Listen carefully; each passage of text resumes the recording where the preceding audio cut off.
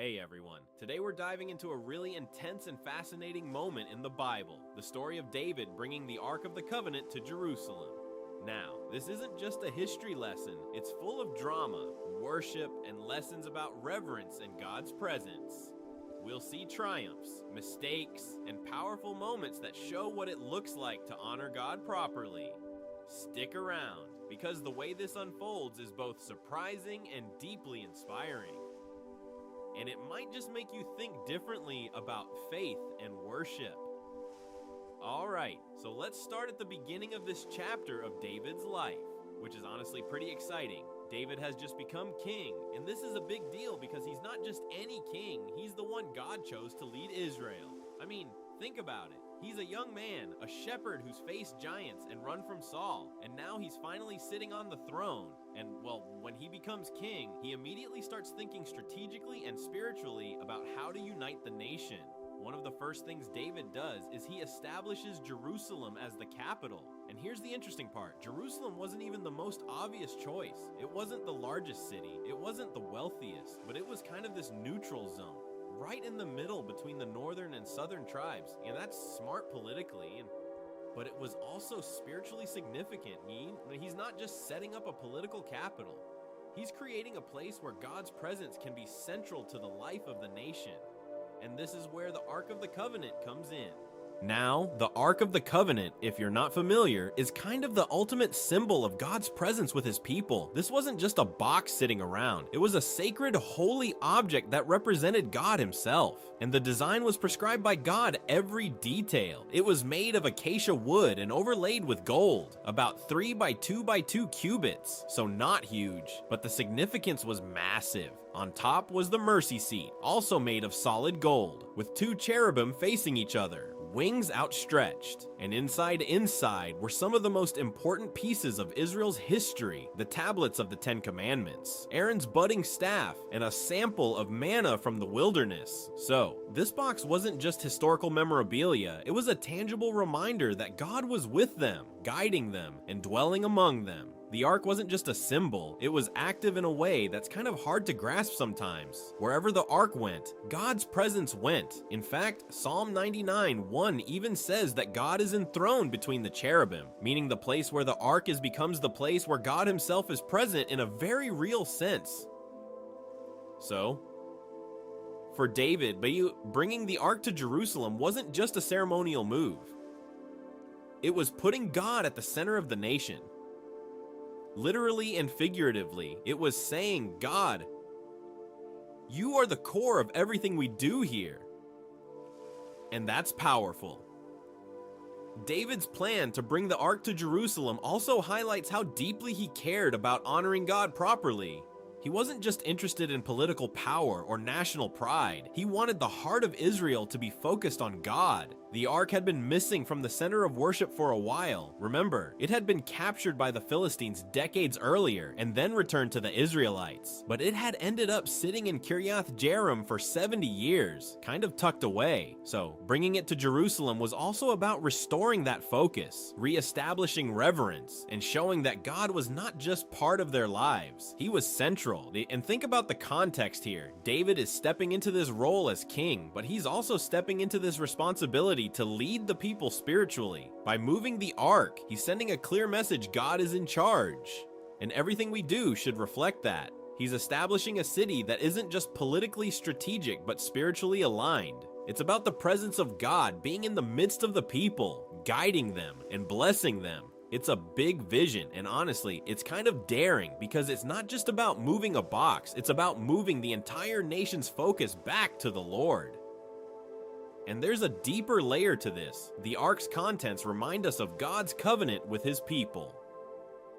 The 10 Commandments, of course, are the laws God gave Israel, showing them how to live in alignment with his will. Aaron's staff reminds them of God's chosen leadership and the legitimacy of priestly authority. And the manna, that's a reminder that God provides, that he sustains his people even in the wilderness. So, When David brings the ark to Jerusalem, it's not just a religious symbol, it's a full-on message to Israel. God is with us. He leads us. He provides for us. And he's the reason this nation exists. And bringing it to Jerusalem reinforces the idea that the capital isn't just a political hub, it's the spiritual heart of Israel. Now, David's vision here also connects to something really practical. By making Jerusalem the capital and placing the ark there, he's creating a central place for worship, for national identity, and for God's presence. It's a place where the high priest can offer atonement sacrifices and where the people can come together in a shared experience of faith. So, in one move, David is unifying the political, spiritual, and cultural aspects of the nation. That's not small, and he's setting a pattern for the future, too. Because later, Solomon will build the temple in Jerusalem, continuing this idea that God's presence is central to the life of the nation. And here's the really human side of this story, too. David wasn't just thinking in terms of bricks, cities, or even rituals. He was thinking about the people, their hearts, their relationship with God. He wanted them to experience God's presence in a tangible way, to know that he was real and active among them. And that's part of why he's so intentional about the ark. It's a reminder that God's presence isn't abstract, it's personal, relational, and transformative. When God is at the center, everything else falls into its proper place. So, to sum up this stage of David's story, he becomes king. He establishes Jerusalem as the capital, and he plans to bring the Ark of the Covenant there to put God front and center. The Ark itself is deeply significant, containing the 10 Commandments, Aaron's staff, and manna, and serving as a tangible representation of God's presence. This wasn't just a political or ceremonial move, it was about setting the spiritual tone for the nation, creating a central place for worship, and reminding the people that God is active, present, and leading them. David's plan shows vision, faithfulness, and a deep desire to honor God properly, and it sets the stage for the dramatic and inspiring events that follow as he actually moves the ark to Jerusalem, okay? So now we get to one of the most intense and dramatic moments in the story of David and the Ark of the Covenant, the initial attempt to bring it from Kiriath Jearim to Jerusalem. And honestly, this part is kind of wild because it's filled with tension, suspense, and, well, a serious lesson about reverence. So let's set the scene. The ark had been sitting in Kiriath Jearim for 70 years at this point. It wasn't just randomly placed there. There's a whole backstory behind how it got there. And understanding that really helps us get the weight of what David was attempting. Way back, the Israelites had been at war with the Philistines. And spoiler alert, things didn't go well for Israel. They lost because they had strayed from God's commands. And when they lost, the Philistines captured the ark, the sacred article, the ultimate symbol of God's presence. Imagine losing the spiritual heart of your nation to your enemies. Ouch. Right. But here's where it gets kind of funny. In a darkly ironic sort of way, the Philistines take the ark as a trophy, thinking they've got the ultimate prize. But God has a sense of humor and justice. Tumors break out among the Philistines. Some sources translate it as hemorrhoids. So yeah, basically, divine retribution in a very memorable, uncomfortable package. The Philistines, realizing they can't handle the presence of God, decide to send the ark back. They put it on a cart, hitch some oxen to it, and send it back to Israel. And where does it end up? Kiriath Jearim. Safe, tucked away, but not really in a place of proper reverence. 70 years later, it's still sitting there, waiting. Now, enter King David. He's recently become king. He's established Jerusalem as the capital, and he has this vision the ark belongs in the heart of the nation, in Jerusalem, where it can properly be honored and where God's presence can be central to the life of Israel. And so, the plan is set: move the ark from Kiriath Jearim to Jerusalem. Sounds straightforward, right? But as we'll see, it's anything but. The first attempt to move the ark used a method that seems reasonable at first glance. They put the ark on a cart and had oxen pull it. Now, keep in mind, this wasn't just casual negligence. This was exactly how the Philistines had returned it 70 years earlier. So the Israelites were literally copying the worldly method they'd seen work before.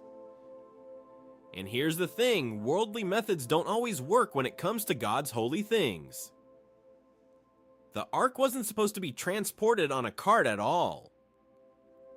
God had prescribed a specific method. It was to be carried by priests using poles that went through rings on the sides of the ark. It was supposed to be lifted on shoulders, not dragged behind oxen, but the people, perhaps out of habit or because they were nervous, chose the easier, more familiar route.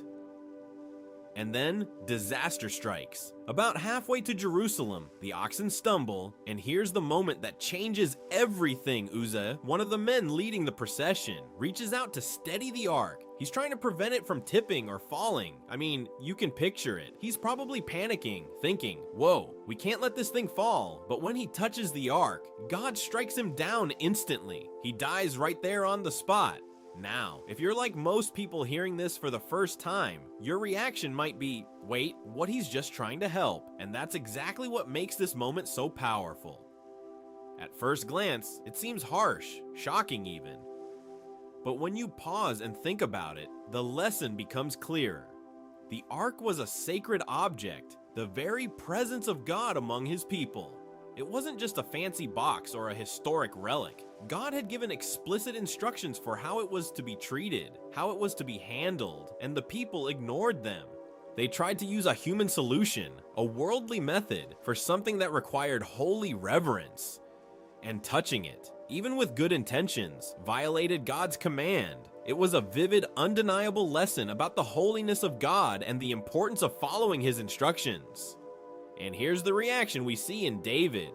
When Uzzah dies, the entire procession screeches to a halt. David is struck with a mix of fear and anger. He's angry, but it's not entirely clear at what. Is it at Uzzah for touching the ark? Is it at the people for transporting it the wrong way? Is it fear? A combination of both. A sudden, visceral recognition of God's holiness. Probably all of the above.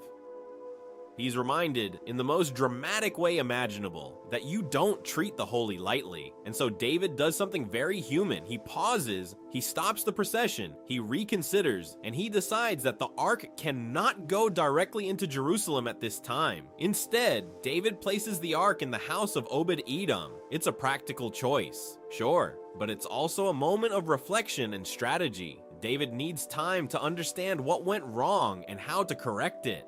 And those 3 months that the ark stays in Obed-Edom's house aren't just downtime, they're a period of learning, of observing, of considering God's ways more carefully. And even during this time, there's a profound lesson: the presence of God brings blessing. Obed-Edom's household is blessed while the ark is there. It's a subtle reminder that God's presence is transformative, even when the circumstances are tense or scary. Now, stepping back a little, this story is filled with tension, suspense, and teaching moments. You've got David trying to do the right thing, trying to honor God. You've got a people who are following the wrong methods, trying to manage the holy with human strategies. And you've got God making it clear that holiness and reverence aren't optional. It's a cautionary tale, yes, but it's also a call to trust God's instructions, to follow them carefully, and to recognize the weight of the responsibility we have when dealing with things that are sacred. It's also a very human story. We can all relate to it on some level. How many times have we tried to take shortcuts, even with good intentions, only to realize later that there was a better, more faithful way? How often do we rely on familiar methods or worldly logic when God has a clear instruction? The ark's journey is, in a sense, a mirror for us. It shows what happens when we act in ignorance or pride, even with the best intentions. And it's a powerful reminder that God's ways are not just suggestions, they are guidance for life, for worship, and for reverence. And then, of course, there's the sheer drama of it all. Picture it a massive sacred procession. Oxen pulling the ark, musicians and people surrounding it, and then Uzzah reaches out, and the atmosphere changes in an instant. That moment, frozen in time, must have sent shivers through everyone present. It's storytelling at its finest, with tension, drama, and an unforgettable lesson about obedience and respect for God's holiness.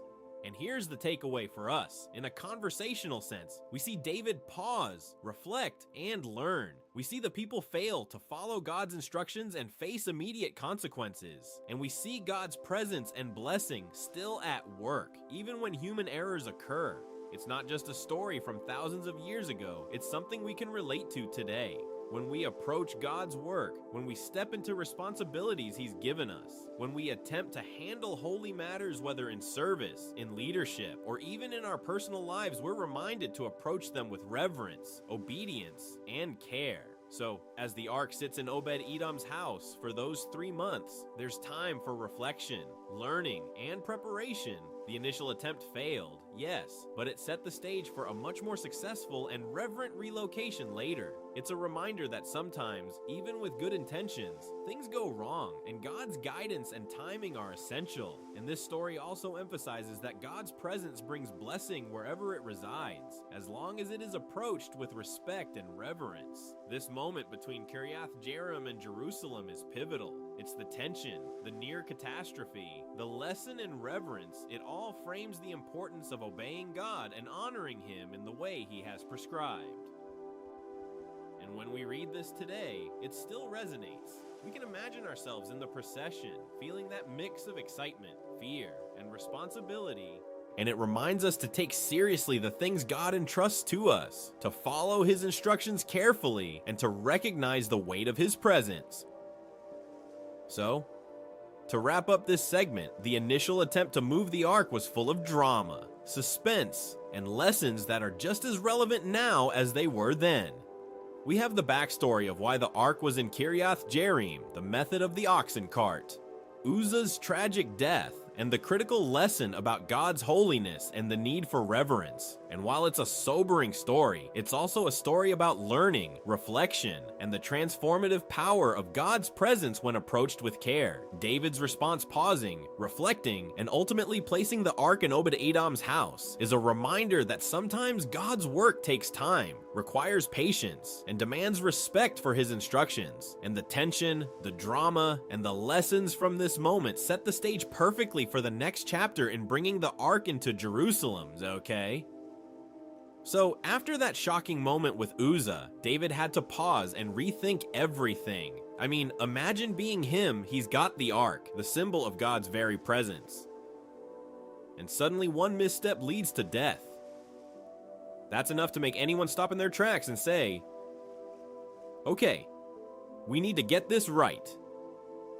So what does David do? He doesn't just push forward recklessly. Instead, he makes a very human, very wise decision. He places the ark in the house of a man named Obed-Edom, and it stays there for 3 months. Now, those 3 months weren't some random pause or a meaningless delay. They were a period of reflection, preparation, and observation. David's reaction is really telling here. He's scared, yes, but there's also a sense of awe and respect for God. He's realizing firsthand that God is holy, that His presence isn't something to be handled casually or with shortcuts. And I love this because it shows us that even someone as bold and confident as David can be humbled by God's presence. There's fear, there's reflection, but there's also trust. He's thinking, how do I move forward in a way that honors God properly? It's a moment of learning, and it reminds us that sometimes the right move isn't the fastest or the flashiest, it's the one that aligns with God's instructions and timing. And here's where the story gets really interesting. While the ark is in Obed-Edom's house, something remarkable happens. The Bible tells us that God blesses Obed-Edom and his entire household. Now, think about that for a second. The ark represents God's presence, and simply having it honored in the right way brings blessing. It's not about Obed-Edom doing anything extravagant or heroic. It's about the presence of God being respected and valued in his home. Isn't that amazing? It's a tangible reminder that where God is honored, where His presence is treated with reverence, blessing naturally flows. And it makes you stop and wonder, doesn't it? How would our homes, our work, our relationships be different if we treated God's presence with that kind of awareness and respect every day? You can almost picture it, Obed-Edom and his family waking up each morning with this sacred object in their house. How careful would they have been? Right? Every step, every movement would have had this sense of caution, of awareness, of awe. And in that, they receive blessing. It's a little nudge to us. God's presence changes everything around it when it's treated rightly. We may not have an ark in our living rooms, but the principle is the same. When we make space for God, when we honor Him in our homes, our work, our daily lives, His blessing follows. And it's not just a physical blessing either. It's a spiritual moment, a pause that gives David time to process what just happened. He needed to step back and reflect, why did this go wrong the first time? How can we ensure that when we bring God's presence into the center of our lives, we do it in a way that honors Him? And I think there's a lesson for us too. Sometimes we rush, sometimes we try to take shortcuts, sometimes we think, well, this will be fine, without fully considering God's way. And yet, when we pause, when we approach His presence with humility and reverence, that's when we see real blessing. And notice the timing, 3 months, not a day longer, not a week shorter. 3 months, it's long enough to reflect, to see God at work, to learn. And during that time, the ark stays put and life continues, but the atmosphere is changed. There's this constant, quiet awareness of God's presence. And I love the subtlety of this God's presence doesn't just demand respect, it transforms the space around it. Obed-Edom's household becomes a place of blessing because they host what is sacred. It's a reminder that God honors faithfulness and reverence in tangible ways. And here's a question I love to ask myself when I read this. What would I do differently if I were living with God's presence right in my own home? Not just the ark, not just a symbolic object, but really knowing that God is there, watching and participating in our daily lives. How would my conversations change? How would my actions change? How careful would I be with my words, my thoughts, my choices? That's the kind of reflection that David's pause invites us into. It's a sobering question, but also incredibly inspiring. David is learning, and so are we. This isn't just a historical footnote, it's a teaching moment about the seriousness of God's presence and the natural blessing that comes when we honor Him. And remember, the ark's presence isn't passive, it's active, it's powerful, and it impacts everyone around it. That's why Obed-Edom's household is blessed. They didn't move it incorrectly, they didn't disrespect it, they simply hosted it with care. And the result, prosperity, blessing, life enriched by God's favor. It's a concrete example that honoring God isn't just a spiritual cliche, it has real life effects. And in the midst of this, David is preparing for the next step. He's observing, learning, and planning. The first attempt didn't go well, but God's lesson wasn't just punishment, it was guidance. David's reaction is key. He doesn't give up. He doesn't get frustrated and push forward recklessly. He reflects, he pauses, he honors God's holiness, and that sets the stage for the successful relocation later. It's a pattern we see often in life. Sometimes the first attempt fails, not because we lack effort, but because we haven't fully aligned with God's way. Pausing, reflecting, and learning can turn a setback into a setup for success. So, this 3-month period is rich with meaning. It's about learning reverence, observing God's blessing, and understanding that His presence isn't to be handled lightly, and it's also about patience and trust. David could have tried to push forward immediately, but instead he waits, observes, and sees the blessing unfold. It's a lesson in patience, humility, and faithfulness. And I think that's what makes this story so relatable. We all face moments where we want to rush, where we want to take control, where we forget to pause and honor God's presence. David's story reminds us that sometimes the right thing to do is to step back, wait, and trust that God is at work, even in the pause.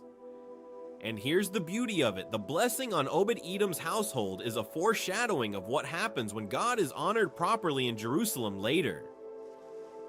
It's like a preview, a tangible demonstration that God rewards reverence and care.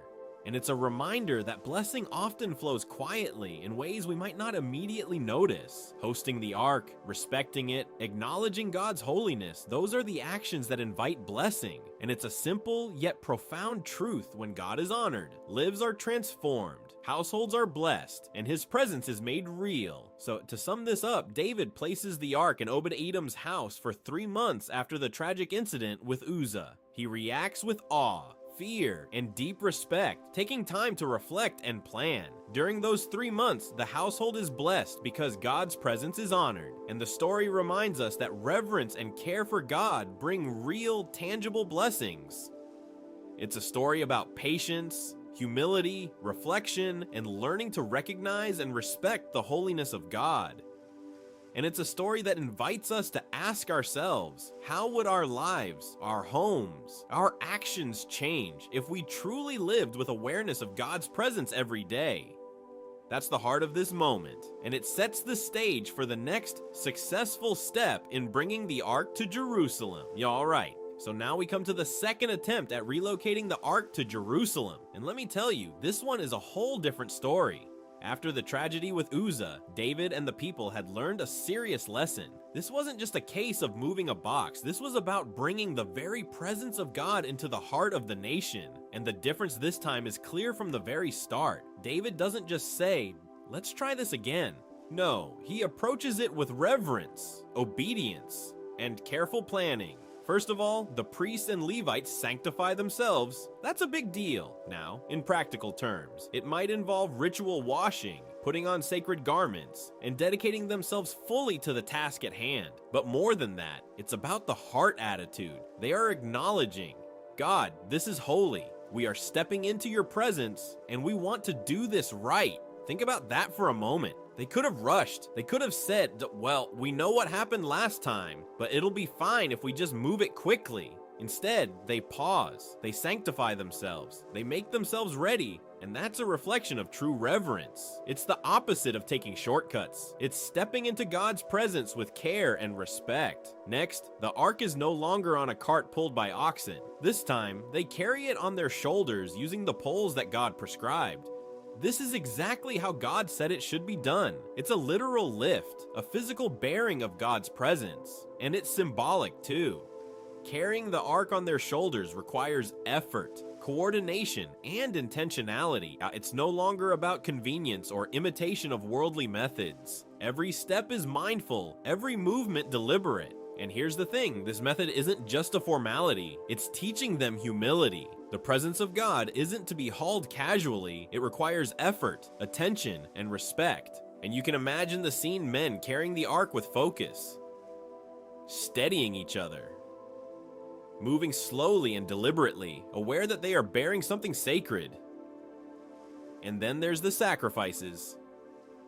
Every 6 steps, David commands a sacrifice of oxen and sheep. Now, if that sounds like a lot, it is, but it's intentional. And there's symbolism in the number 6, which in biblical tradition is often associated with mankind. Every 6 steps, the Israelites are reminded of humanity's dependence on God, their need for atonement, and the holiness required to approach Him. It's a physical and spiritual rhythm, a constant acknowledgement that this is not just a routine procession. This is a sacred act of worship. And the act of sacrificing at each interval creates pauses in the journey moments to honor God, to reflect, to remember that this is His ark and His presence, not just a ceremonial object. And then there's the music, which is really fascinating. On the first attempt, they had handheld instruments, harps, tambourines, cymbals, stringed instruments, nice, but all relatively contained, human-powered, and somewhat limited in scope.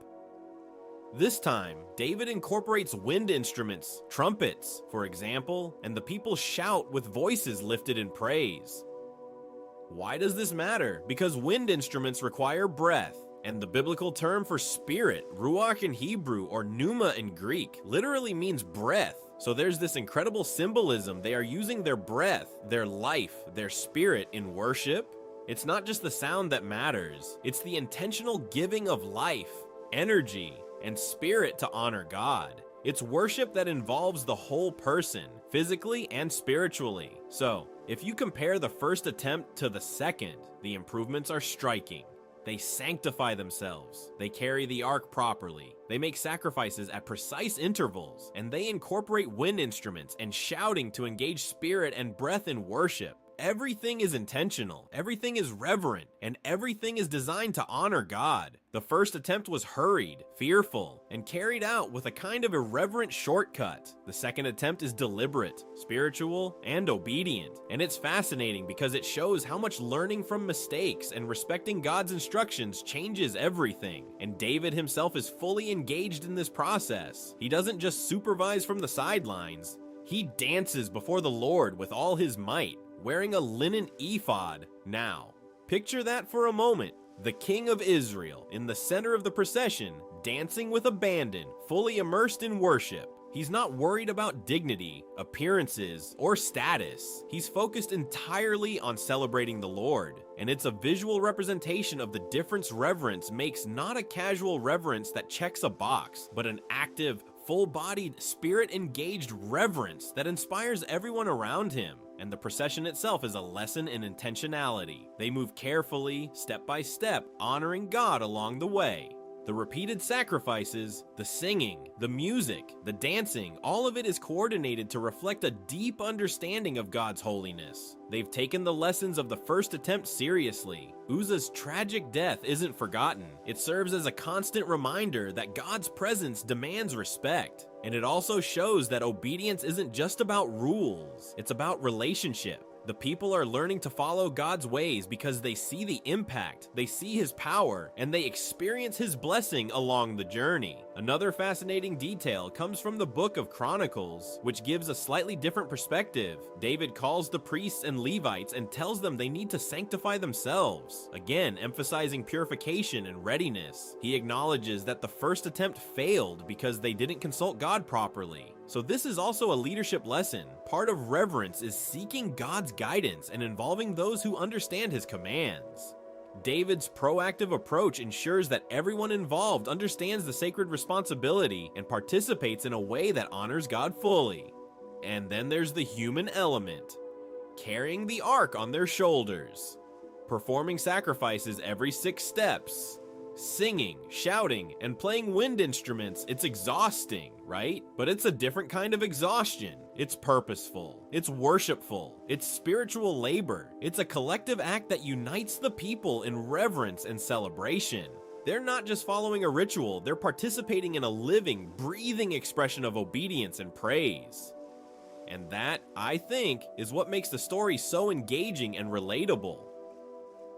Worship isn't passive, it's active, intentional, and sometimes challenging. And when it's done with faithfulness, it transforms both the worshipers and the space around them, and the results speak for themselves. The ark arrives safely in Jerusalem. No more tragedy, no more death, no more shortcuts. Everything that went wrong the first time has been corrected. The people have learned, they've obeyed, and God's presence has been honored. It's a triumphant moment, but it's also instructive.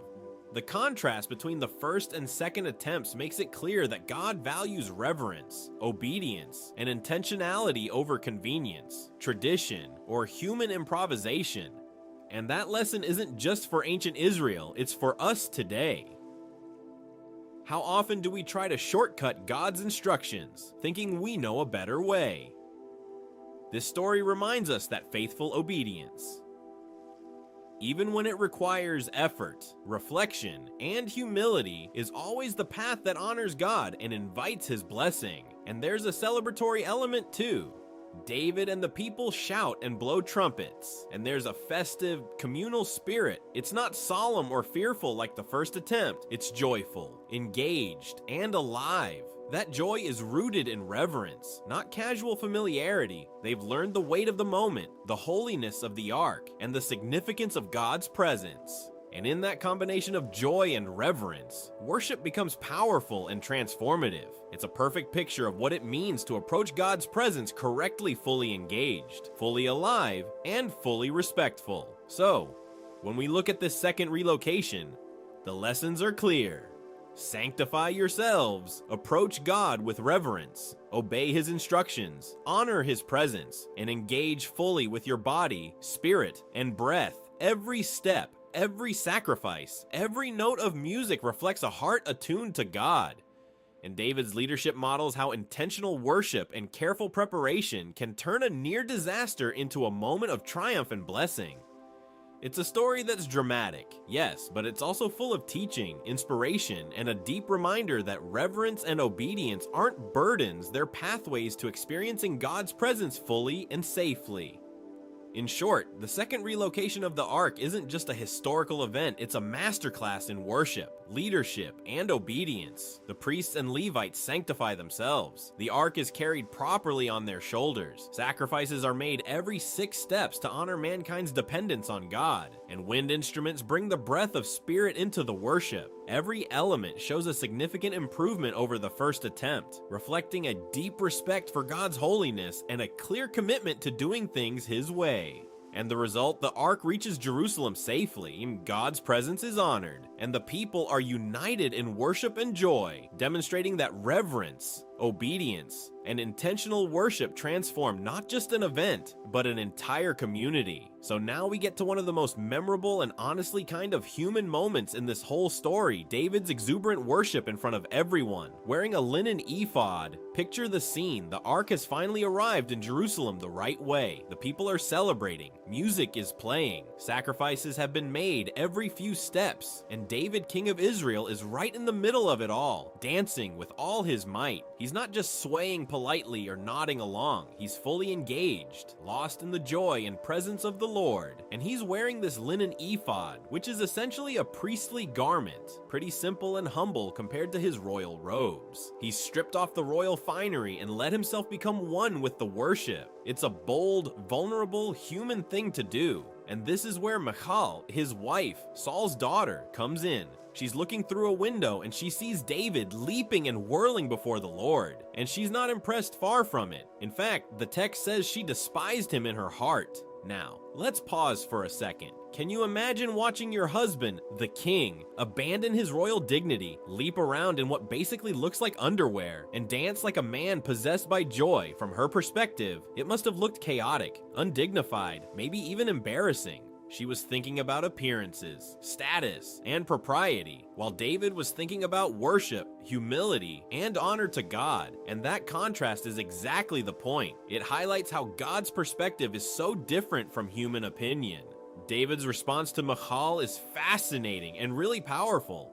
He's not trying to impress her. He's not trying to maintain a royal image. He says, essentially, that this is before the Lord who chose him, not Saul, and that he will celebrate before God fully, humbly, and without concern for human judgment. He's humbling himself, literally removing the trappings of kingship to put God at the center. This wasn't about showing off. It wasn't undignified in God's eyes. It was pure, heartfelt worship. And I think there's a lesson here for all of us. Sometimes remaining faithful and honoring God means stepping outside of what society or others expect of you. It might look silly, weird, or unconventional, but when your heart is right, that's what matters. It's also a lesson about criticism. Think about it. David knew people might judge him, maybe even his own family, and yet he didn't let that stop him. How often do we hold back because we're afraid of what others will think? How often do we keep our worship, our generosity, our service, or even our joy constrained because someone might roll their eyes? David's story reminds us that we can't let criticism derail what God calls us to do. If your actions are pure and meant to honor Him, then their approval is not required. The lesson is both humbling and empowering. Faithfulness isn't about how others perceive you, it's about your heart toward God. Now, think about the humility aspect for a second. David was the king. He had power, status, and authority, and he set all of that aside. He took off the royal robes and became like everyone else, showing that before God, everyone stands equal. There's no title, no crown, no position that makes you more important in worship than anyone else. And that's such a profound concept, right? It's easy to get caught up in appearances or the way people expect you to act, but God isn't impressed with the crown or the pomp. He's impressed with the heart. David knew that and acted accordingly. And there's this really beautiful contrast here between David's heart and Michal's perception. While David is humble and honoring God, Michal is focused on what looks proper to human eyes. It's a gentle, human reminder that people might not always understand your devotion or see the purpose behind your actions. That's okay. Worship, service, and faithfulness aren't always validated by human opinion. Sometimes they're misunderstood, questioned, or criticized, and that's part of the journey. It challenges us to ask ourselves, where is our focus? Are we acting to please people, or are we acting to honor God? As you imagine this scene, you can almost feel the energy, the trumpets, the shouts, the music, the sacrifices. David is right in the middle, celebrating God with everything he has. And here's what makes it remarkable. His actions are both bold and humble at the same time. He's bold in his complete disregard for human approval, yet humble in his recognition that all honor belongs to God. He's a leader modeling what it looks like to put God first, to fully immerse oneself in worship, and to do so without worrying about judgment or propriety. And this moment also shows us something about authenticity in worship. David isn't concerned with looking like a king. He's concerned with looking like a worshiper, with being real and vulnerable before God. That's a lesson for us too. Authenticity matters more than image. When we approach God with sincerity, humility, and wholehearted devotion, our actions are honorable in His eyes, even if others don't understand. Worship isn't about impressing others. It's about honoring God with your whole self. So, when we reflect on this, we're invited to think about our own lives. Are there areas where we hold back from fully expressing our faith because we're worried about what people will think? Are there times when we let pride or fear of criticism dictate how we serve, give, or celebrate? David's story invites us to step into bold, humble, authentic worship, even when it's uncomfortable or misunderstood. It's about prioritizing God's approval over human approval, embracing humility, and putting our hearts into what honors Him. And there's one more layer here. David's exuberant worship isn't just personal, it's communal. His example sets the tone for the people around him. When a leader worships fully, authentically, and with humility, it encourages others to do the same. The energy, joy, and reverence become contagious, inviting the whole community into deeper engagement with God. It's a reminder that leadership in faith isn't just about direction or decision-making. It's about modeling the heart of worship and obedience. And finally, this moment teaches us about prioritizing God above personal reputation, cultural expectations, or even social norms. David could have been concerned with looking royal, dignified, or proper, but he chose God over appearances, and in doing so, he modeled a principle that's just as relevant today. Faithfulness sometimes means courage, humility, and a willingness to be misunderstood. It means dancing, metaphorically or literally, before the Lord without worrying about the eye rolls or criticism from others. So, to sum it up, David's exuberant worship in a linen ephod is a story about humility, authenticity, and courage. Michal's critical reaction reminds us that human opinion often clashes with God's purposes. David humbles himself, sets aside status and dignity, and fully honors God, showing that true worship is measured by the heart, not by appearances. And it challenges us to consider, are we letting fear of criticism hold us back? Are we worshiping, serving, and living boldly for God? Even when it looks unusual to others, David's story encourages us to focus on God's approval above all else and to step into our faith with wholehearted devotion, regardless of how it may be perceived. Alright, so let's dive into this really fascinating part of David's story, the moment where he expresses this deep desire to build a temple for God. Now, remember, David has just experienced the triumphant arrival of the ark in Jerusalem. He's seen the blessing of God on the households that honored his presence. And he's finally enjoying a bit of peace after years of battle and turmoil. For the first time in his life, he can sit back and reflect. And I think that's what sparks this desire in him. He's living in a beautiful cedar house, a symbol of status and accomplishment, and he looks over at the ark, still in a tent, and it just doesn't feel right to him. He thinks, Lord, I'm at rest from my enemies. I have this house, but you, the presence of God, you're in this simple tent. That doesn't seem fair. That doesn't seem worthy of you. And here's where Nathan the prophet comes in. Nathan is a new character in the story at this point, but he's God's mouthpiece, and David turns to him to see if it's okay to move forward. David says, essentially, Nathan, I want to build a permanent dwelling for the ark of God, something worthy of the Lord.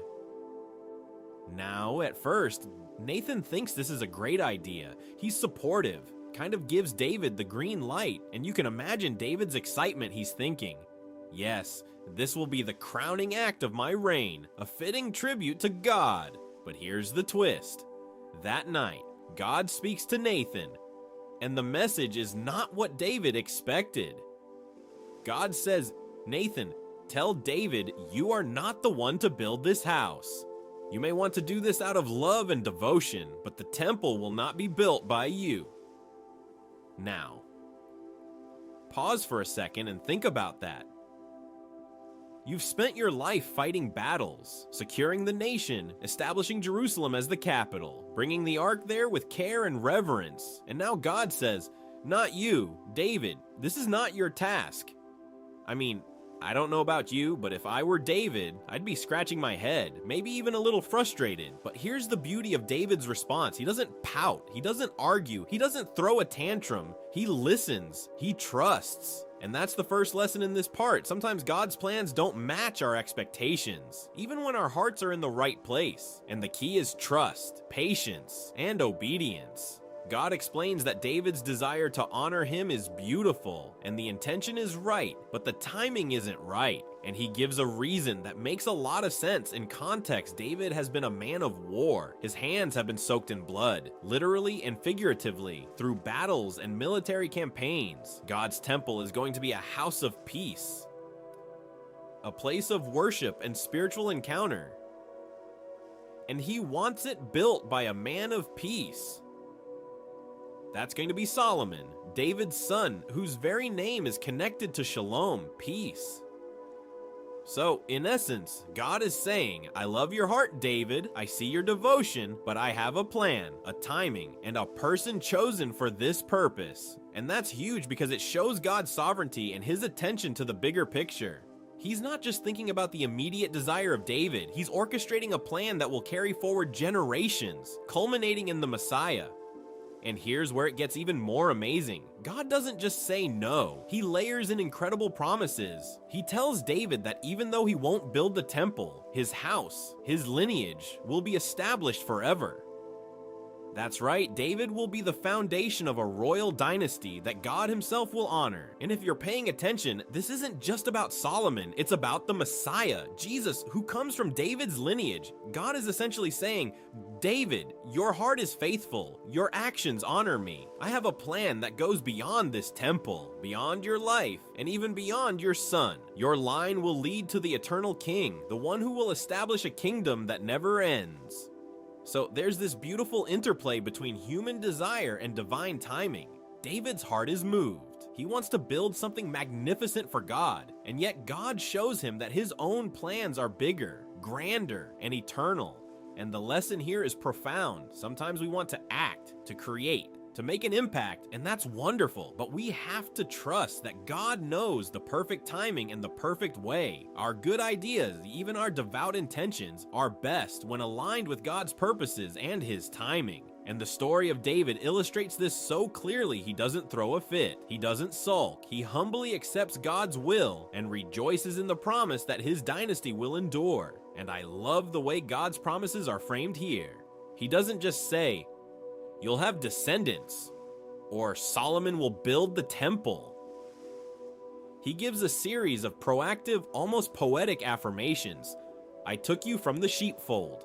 I have been with you wherever you went. I cut off your enemies. I have made your name great. I will appoint a place for my people to dwell. I will establish your kingdom forever. Can you feel the magnitude of that? It's like God is reminding David of everything he's already done, everything he's already accomplished through him, and then layering on the future promise that his purposes are eternal. It's a reminder that our trust in God isn't blind. It's rooted in what he has already proven. And David's response is beautifully human and humble. He doesn't try to argue or negotiate. He goes before the Lord and basically says, who am I, O Lord, and what is my house that you have brought me this far? He acknowledges that everything he has is because of God's favor and grace.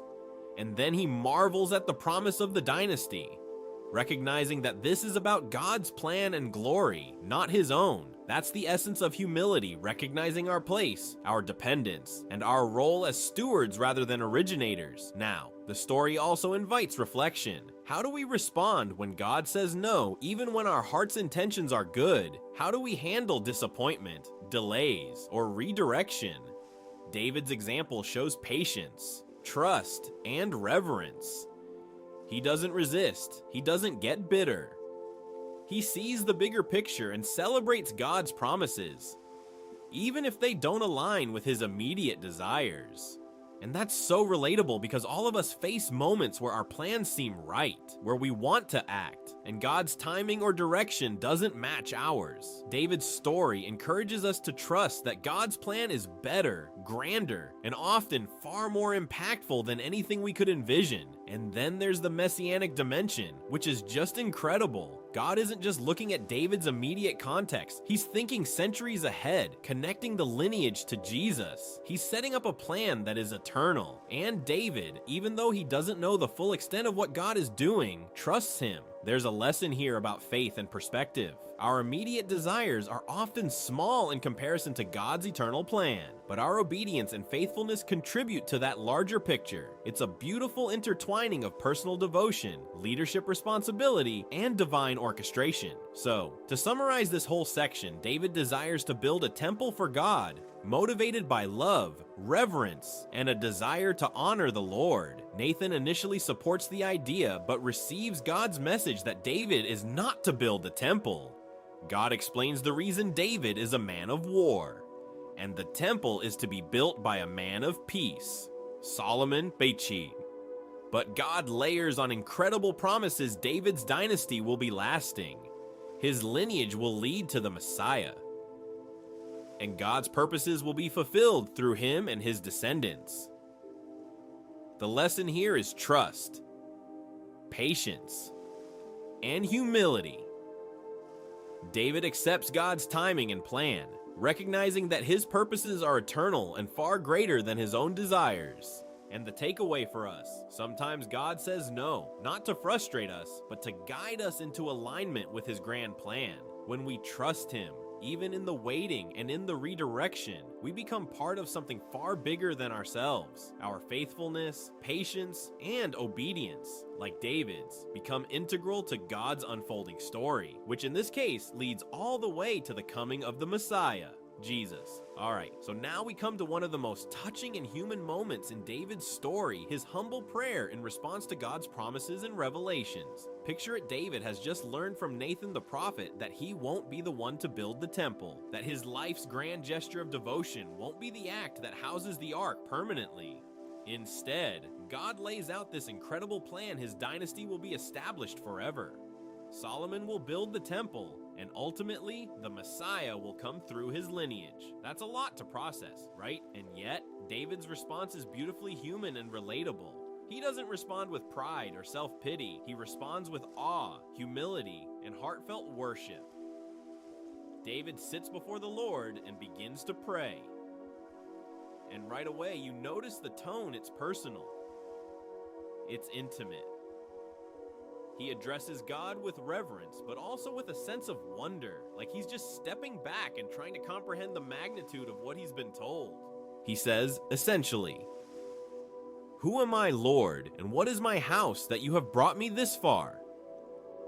Can you feel that pause? He's reflecting on his own life, his own limitations, and the sheer immensity of God's favor toward him.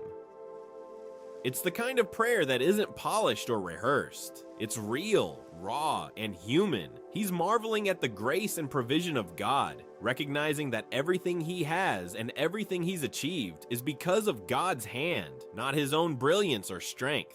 And then David transitions into awe and praise for the promised dynasty. He acknowledges the covenant God has made, not just with him, but with his descendants. He sees beyond himself, beyond his own lifetime, and recognizes the eternal impact of God's promises. And that's incredible because it shows a maturity and depth of faith. David is thinking in terms of legacy and divine orchestration. He understands that God's plan isn't limited by human timelines or expectations. It's bigger, broader, and eternal. And yet, he responds with humility, not arrogance. He doesn't claim glory for himself. He doesn't try to negotiate or argue with God's timing or instructions. He simply worships. There's a sincerity here that's palpable, and this is where the human element really comes in.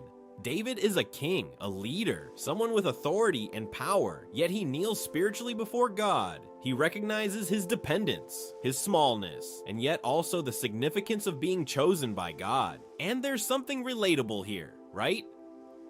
How often do we receive recognition, opportunity, or responsibility and forget that it's God's provision? David's prayer models an awareness that even in positions of power, humility before God is essential. He's awestruck, not because of his own status, but because of God's greatness and his plans. And that's something we can all reflect on. How do we respond when God shows us his favor or his purposes? Especially when they surpass our understanding, David continues in his prayer and praising God for his deeds and his faithfulness. He recalls how God has taken Israel, redeemed them, defeated their enemies, and established them as his people. There's gratitude woven through this entire prayer, and it's heartfelt. He's not just saying the words, he's reflecting on history, on personal experience, and on the ongoing work of God in the nation. It's a deep, contemplative recognition of God's involvement in both the personal and collective story. And that's so human. David is acknowledging both what God has done for him personally and for the people he leads. It's this blending of the personal and communal that gives the prayer such richness and depth. Another remarkable aspect is how David acknowledges the promises regarding the future, specifically the establishment of his house and throne. He's astounded by the eternal scope of God's plan, and his response is one of worship, not entitlement. He marvels at God's generosity and sovereignty, fully aware that he didn't earn these promises. It's the recognition that God is the architect, and he is a participant, not the originator of the plan. And that's a lesson we can relate to in our own lives. How often do we claim credit for opportunities or blessings that are ultimately God's provision? David's humility here is instructive. He sees himself in perspective and worships rather than boasts. And as he continues, you can almost feel the rhythm of his prayer. There's pause, reflection,